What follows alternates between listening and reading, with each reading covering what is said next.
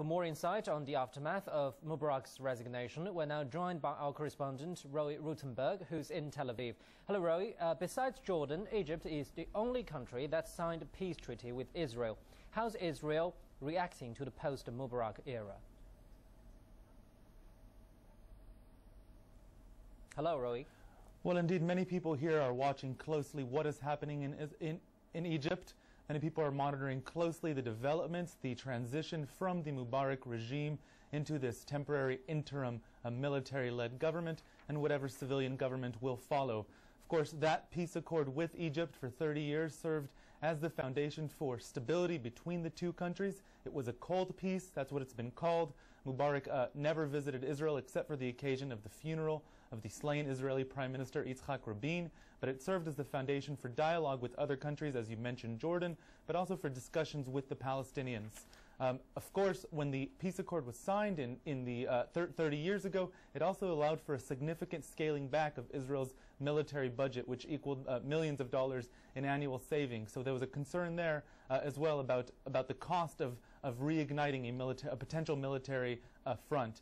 As well, Israeli defense officials and foreign ministry officials on Sunday following the cabinet meeting announced that they're paying specifically close attention to the Sinai Peninsula, that is the region that separates mainland Egypt, the majority of Egypt, from the Israel border. The peace accord between Israel and Egypt ensures that any Egyptian forces in the Sinai Peninsula would have to be approved by Israel.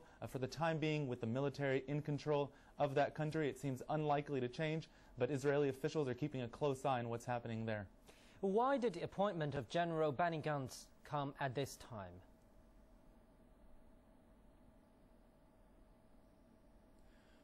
The appointment actually has absolutely nothing to do officially with what's been happening in Egypt. The appointments of Benny Gantz, the appointment of the next IDF chief, the next top officer in the Israeli military, was due for some months now.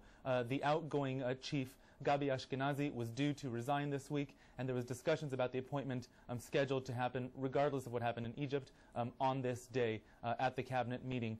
What's interesting is, as you've mentioned, that he has to face a number of growing challenges and potential instability in the region. Already, some defense hawks are warning that a potential preemptive strike on Iran will be more difficult if Israel's military officials have to worry about the southern front with Egypt. It is perhaps convenient that the U.S.'s top officer, Admiral Mike Mullen, is in the region on Sunday.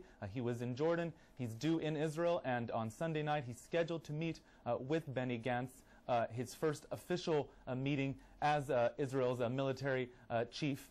And it'll be interesting. He'll be discussing a lot of those issues. And obviously, Admiral Mullen is going to try to reassure General Gantz, as well as Israeli military establishment, that there is no reason to worry, that the U.S. is still a key player in the region, and that Israel is strong with its U.S. ally. Thank you very much, Roee. Indeed. You're watching CCTV News. Coming up.